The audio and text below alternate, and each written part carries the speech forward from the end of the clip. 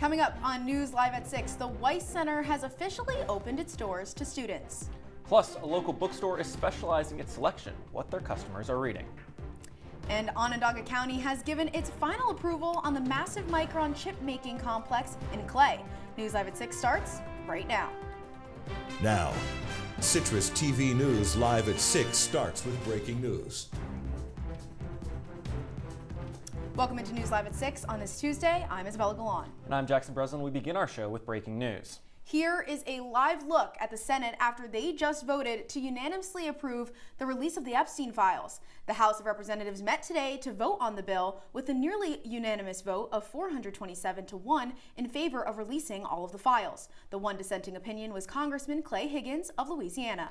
Now, this is the culmination of a months-long effort that has overcome opposition from President Trump and Republican leaders. The bill will now go to President Trump's desk, who has recently said he was in favor of the decision. The Newhouse School has unveiled the brand new Weiss Center, a state-of-the-art study room in Newhouse 1 that allows students to flex their creativity and brainstorm their innovative ideas. Citrus TV's Jeremy Reed stopped by the dedication ceremony to see what was on offer. Within the winding walls of Newhouse 1 stands the agency, home of the brand new Weiss Center. And there to cut the ribbon was the man of honor himself, Jim Weiss, class of '87. Despite a career in PR and marketing, he says the Weiss Center is there to let students of all disciplines apply their craft. That was the idea behind it, that people would walk by, wonder about it. You know, they weren't just going to do broadcasts, they could apply their broadcast capabilities to the advertising, or the marketing world. And with the Weiss Center fully completed, the real goal is to provide an open space for students to creatively brainstorm the next big ideas. I tell kids, come to the office, come back and come to the office. This is the same idea. You got to be with people to learn better. That's how you really learn the best. So I think having a center and a place is going to really help that. Newhouse Dean Mark Lodato shares this sentiment and has the students in mind for future expansion of the Weiss Center. Is you might find in this space, say 2 years from now, a combined agency experience that is a class for credit, but it's working with real-world clients under faculty's supervision, advertising and PR students working together side by side. And it's from the Weiss Center where the success of tomorrow starts today. For Citrus TV News, I'm Jeremy Reed. SU Student Government Association discussed several bills about reducing the effects of AI on campus during their meeting last night. One of those bills was the AI Oversight Ad Hoc Committee, which was introduced earlier this month. The original version of the bill would have required SU to release a list of all AI systems used by the university and create an ad hoc committee to monitor AI use. The bill that passed last night was revised to focus more on that committee, which will now specifically monitor AI use within SGA. Their next meeting is scheduled for December 1st. 6 students are receiving funding for innovative projects through the Fall 2025 Orange Innovation Fund. The fund is administered through SU libraries and aims to help students move their ventures from concept to prototype. Grants range up to $5,000, and some of the winning concepts include science-backed beauty products, a digital platform to provide support for people with eating disorders, and glasses that automatically adjust to users' changing vision. A local bookstore is focused on selling only one of the most popular genre of books. Our Elizabeth Gottlieb went to the store and learned more on its unique selection. Many go to Olive's Eatery to grab a bite and catch up with friends. But upstairs, they can discover Lit Actually Romance Bookshop that only sells one genre of books. When I was thinking about opening the bookstore, I thought, what is the niche? What's the space where I can play and where I really think I can thrive? And we have some really great bookstores in Central New York and a lot of general interest. And so I thought, what are the things that we can do to make this place really special and specific for the romance readers? Kelly Van is the owner of Lit Actually and knows that there's a demand for the romance genre. People are really seeking out these new stories, these happily ever afters, these meet cutes, and there's an appetite for it. So when you really get hyper-focused, you can have a lot more titles for that subgenre than you could at a regular general interest store. Lit Actually is not the only business here at Olive's Eatery. It's one of 9 women-owned businesses. We've been really excited to be part of the village and part of this Olives community. Right next to Lit Actually is Molly May Boutique, which Corinne Johnson owns and started with her daughter. We love the romance books, and it's fun to be up here and have the women come up the stairs and hear them giggle. And it's brought a lot of new customers and new faces into Olive's Eatery and into the whole shops at Olive's Eatery. Van's goal is to make the shopping experience special for customers. There's a lot of extras here to add to your entire experience when you come in. For Citrus TV News, I'm Elizabeth Gottlieb. You know, Jackson, I just love a bookstore. I feel like I could just spend all day, not just one short day, I could spend all day in a bookstore just cuddling up with a book, especially a romance book. Like, sounds perfect. And especially now because, Isabella, if I was from Boston, I'd be saying it's wicked cold. Because that's exactly what it is. It has gotten so cold. Every time I step outside from a nice warm inside, I'm like, what is this feeling? Why is it so cold out? No, I totally agree. And unfortunately, we sent our weather anchor back outside. Poor Not Roman. me, though. I'm not that girl to be putting up with all of these cold temperatures. But Roman, come on. How's it feeling out there? Yeah, guys, well, nothing good to report right now. Just some more cold temperatures and not even some nice snow to walk around in. Right now, about 30, 32 degrees, and that's going to keep rolling down into later tonight, getting down into those low 20s. So really nothing good coming out of this right now. Look down Waverly Avenue behind me. Those trees, no leaves left on them. But for now, still those chilly temperatures rolling in. We might see some freezing rain roll in tonight into tomorrow morning. That morning dew that we normally see might turn to ice, so that's something to watch out for on your morning commute. Otherwise, though, on your walk to class, it's going to be pretty standard at around the mid-30s, maybe into the 40s if we're lucky. We're going to see that, but really nothing to count on. That's all I have for now, though, guys. Thanks, Roman. Well, the 91-year-old woman who Onondaga County is trying to evict from her home is fighting back. Azalea King filed a lawsuit against the county due to their desire to begin construction on Micron's semiconductor facility where her house currently stands. King is asking for the enforcement of a 20-year-old agreement, which says the county will wait until her death to buy her property. A public hearing of the case will take place Thursday. And despite that holdup, Isabella, Onondaga County gave its final approval earlier today on Micron's plans to build its chip-making plant. The Onondaga County Industrial Development Agency unanimously voted to give Micron the go-ahead. Once Micron gets permission from other government agencies, the project is set to start in December. The opening for the complex was delayed for 2 to 3 years, but in the meantime, the plan is to start cutting into 500 acres of trees. Clay residents seem hopeful, but they are cautious of the environment. Personally, I think it's great. I mean, build more jobs, more opportunities, increase values. I mean, there's a good flow. We just got to be careful of the environment. That was a resident along the Oneida River, where back in May, the Oak Orchard sewage plant spilled 3 million gallons of gas into the river after a power outage. Today, the county voted to invest roughly $550 million in the wastewater sanitation facility ahead of the expected commercial and residential influx from Micron. The county legislature unanimously approved the funding, and leaders of the county environmental agencies refused to take questions following the committee meeting. A public hearing is set for next month on December 16th at the county legislature office. And Governor Kathy Hochul is signing a bill allowing the Syracuse Regional Airport Authority to exempt certain positions from civil service. The bill is part of an effort by the state to help the airport hire and retain specialized aviation professionals. SRAA Executive Director Jason Terreri says the change is critical to maintaining safe operations and will make Hancock International more competitive in the aviation industry. Central New York is set to receive more than $9 million for low and zero emission buses. Senator Kirsten Gillibrand announced this morning the funding will go toward the Central New York Regional Transportation Authority's plan to modernize urban mobility. The grant was made possible by the bipartisan infrastructure law and is part of more than $100 million awarded to projects dedicated to cleaner emission buses across New York State. The town of Clay is considering plans to redevelop the old Heiner Waddles Grove property into a residential space. The property has sat vacant for years and would need to be rezoned. Residents living in the area close to the old business are hesitant to agree with the proposal. The decision on the zoning change will not be made until a traffic study is completed.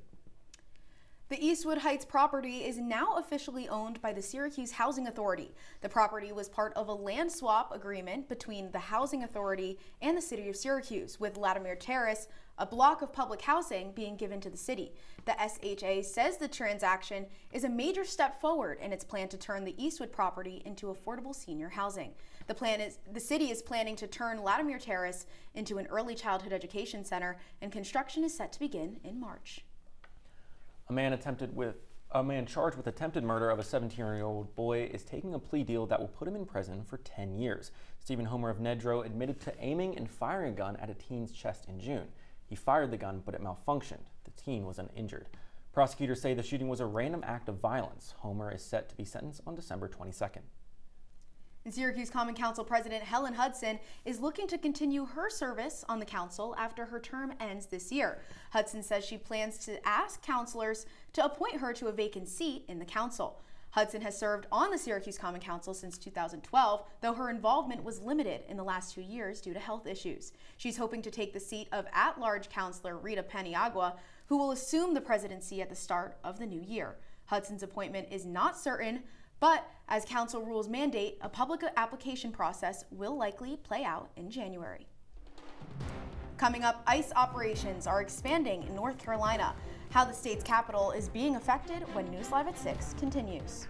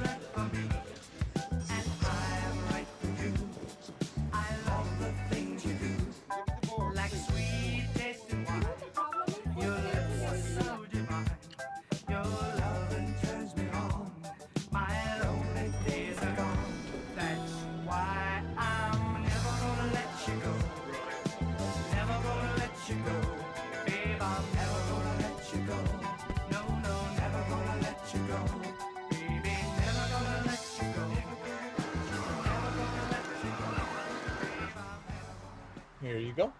Thank you. Thank you.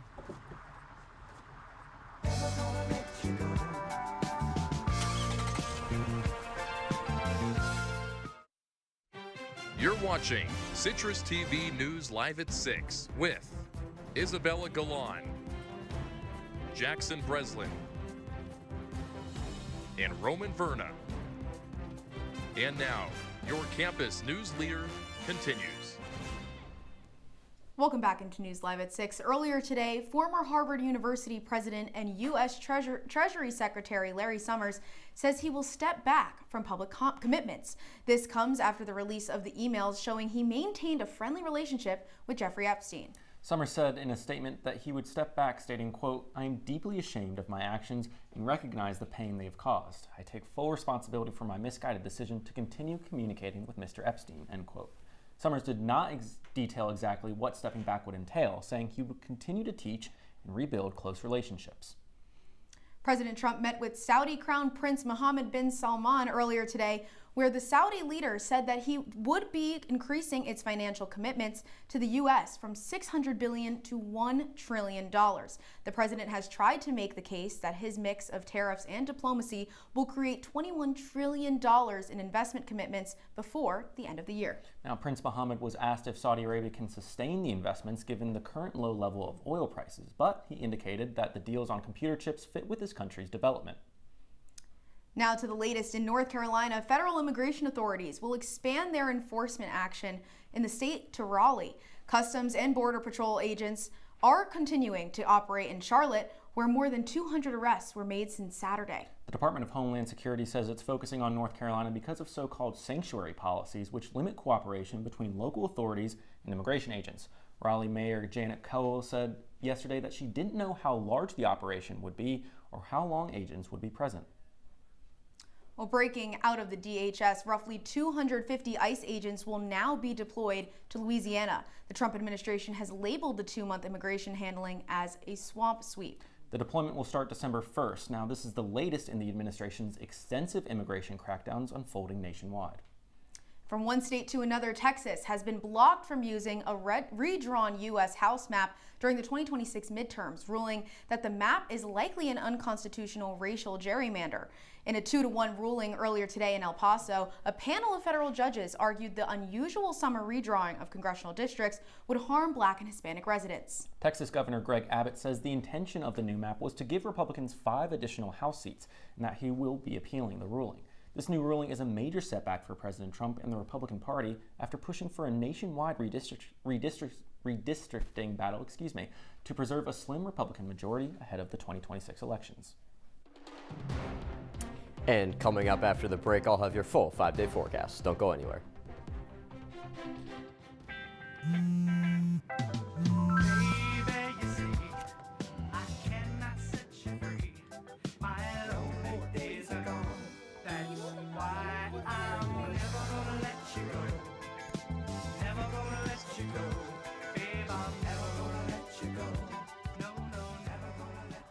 Here you go.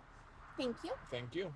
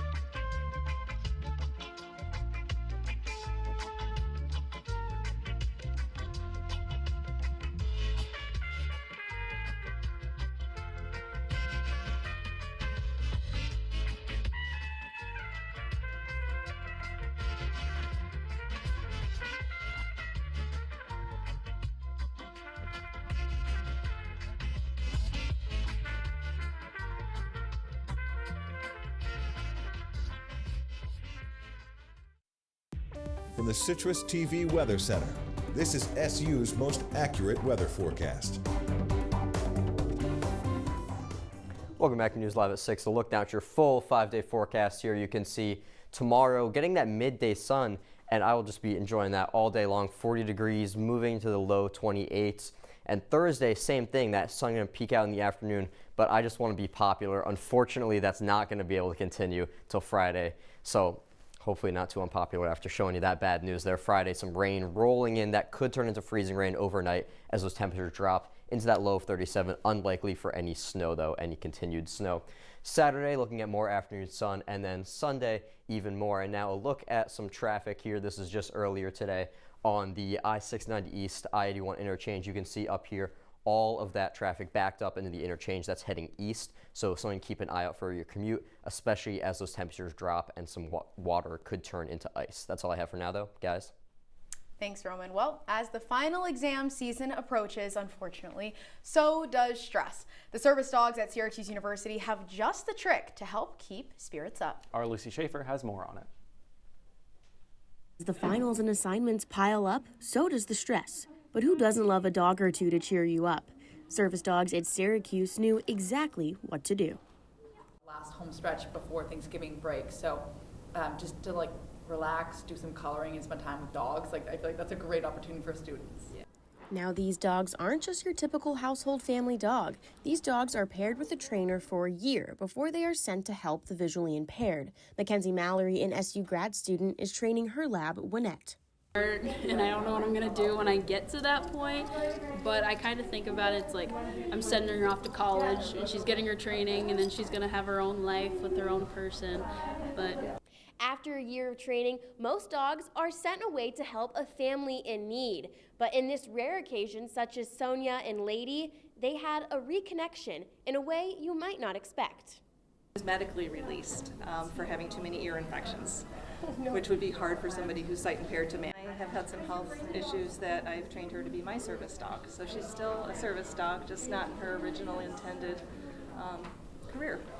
This organization focuses on raising awareness and partners with the national organization Guiding Eyes for the Blind. There's like Ohio, I think they even go to the West Coast. Yeah. Now their goal is to bring that community here on campus by helping students become certified and to raise a puppy, helping more dogs in the Syracuse community make a difference. Reporting for Citrus TV News, I'm Lucy Schaefer. Thanks, Lucy. The Army has chosen Fort Drum in Jefferson County as one of 9 bases to be evaluated for an advanced small-scale nuclear power plant. The Army's plan is to have commercial companies build nuclear plants capable of producing up to 20 megawatts to provide power at military installations. Final decisions have yet to be made about which of the sites will get new nukes, but Army officials said that they intend to choose as many sites as possible. The Army's initiative at Fort Drum coincides with Governor Kathy Hochul's plan to develop at least 1,000 megawatts of new nuclear capacity in New York by no later than 2040. The State Power Authority is currently soliciting proposals from developers. And Josh, we're going to send it over to you in sports. What's coming up? Syracuse football has a couple different options this weekend for its starting quarterback against number 9 Notre Dame. I'll give you the answer on who it's going to be under center after the break. Dad? Just 1 minute, okay? Hey, Bobo, do trees tell each other stories? I'm sorry. I'm afraid I don't know that. Hey, why don't we go find out?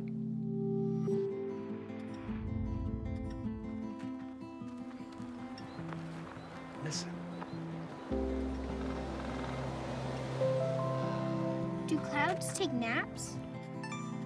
I couldn't tell you.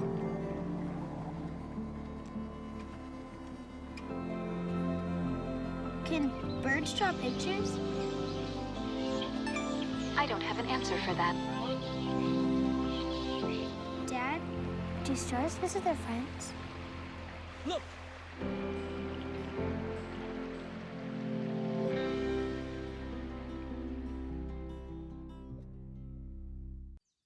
Jason, let's go see your room.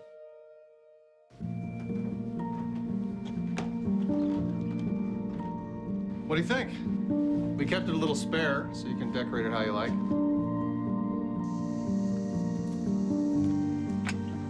Dinner! Go. Excellent. Yeah, I saw you guys out there.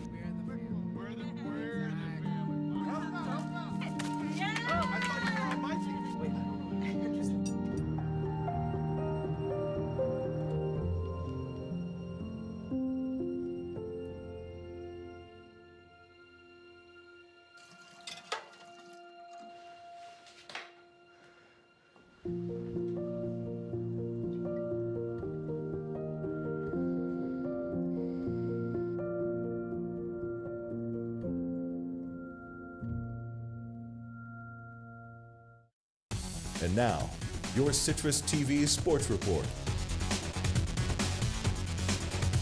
You know the saying, if it ain't broke, don't fix it? Well, what about when everything's broken? What do you do then? Welcome into sports. I'm Josh Richardson. In 7 games since Syracuse quarterback Steve Angeli ended his season with an Achilles tear, the Orange have tried a rotating cast of characters under center. First it was Ricky Collins, then Luke Carney, and now most recently it was Joe Filardi, who's also a lacrosse player. None of those options were great, so after cycling through, SU head coach Fran Brown elected to roll with Filardi ahead of Saturday's matchup against number 9 Notre Dame. Brown said, quote, and this is a doozy, Joe's going to play this week. Joe's a guy going at quarterback. I'm thinking Luke could probably get time this week. Also, we'll figure out the best way to do that. I want Luke to be able to redshirt. So Luke may play this week or he may play next week, but it seems like Joe right now. Now, the big reason why Brown wants to keep Carney's redshirt eligibility is so he has a chance to play an extra season. To do that, he can't play in 5 regular season games. The Orange and the Fighting Irish square off this Saturday at 3:30 from South Bend. Elsewhere on the Hill, Syracuse men's basketball hopes to improve on its 3-0 start tonight against Monmouth. SU has rolled through its first 3 games. The Orange margin of victory is over 30 points, and that's been without last year's leading scorer, J.J. Starling, who's been sidelined since the season opener against Binghamton with a hamstring injury. Now, the good news for Syracuse, J.J. is back, and thank goodness for that. He returns after his hamstring injury. He will be in the lineup. The bad news, Tyler Betsy will miss time after an injury against Drexel. That was down in Philadelphia. So that game coming up at 9 o'clock tonight, Syracuse and Monmouth. SU hoping to move to 4-0 on the short season. Up in the association, the Nets battle the Celtics tonight. Now, here's the thing. Something bad is going on in Brooklyn because the Nets are just 2-11 and struggling this season, to say the least. I mean, it has been poor for Brooklyn. Now, Boston, on the other hand, 7-7, but here's the thing with Boston, missing Jason Tatum, and the big thing is with Tatum, I don't know if the Celtics are going to be this bad for good because Tatum going to come back at the end of the season after he gets back from his Achilles tear. Yeah, well, kind of going from the Nets coming back to campus, the basketball team, I want to talk about it. Do you think this is just the beginning of the season luck, or do you think that the rest of the season is going to go pretty well for the Orange? I think that right now Syracuse fans are kind of looking at themselves and saying, what is this feeling? I don't know what this is anymore because they aren't used to Syracuse winning these early season games by so much. No, I think this team is legit. I think they're here, and I think that this could be the season that they could finally get back to the NCAA tournament after missing it for 4 straight years. Josh Richardson, hopefully this team will be better for good, but we'll be right back with your wake-up weather.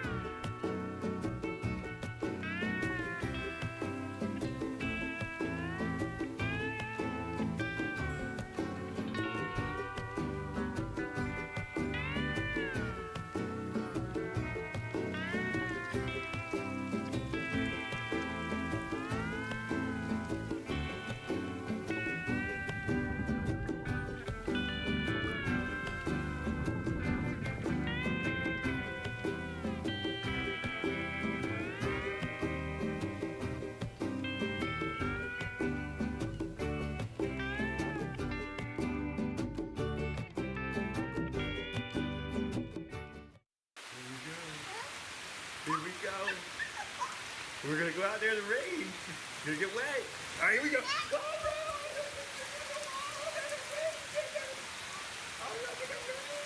Okay, quick.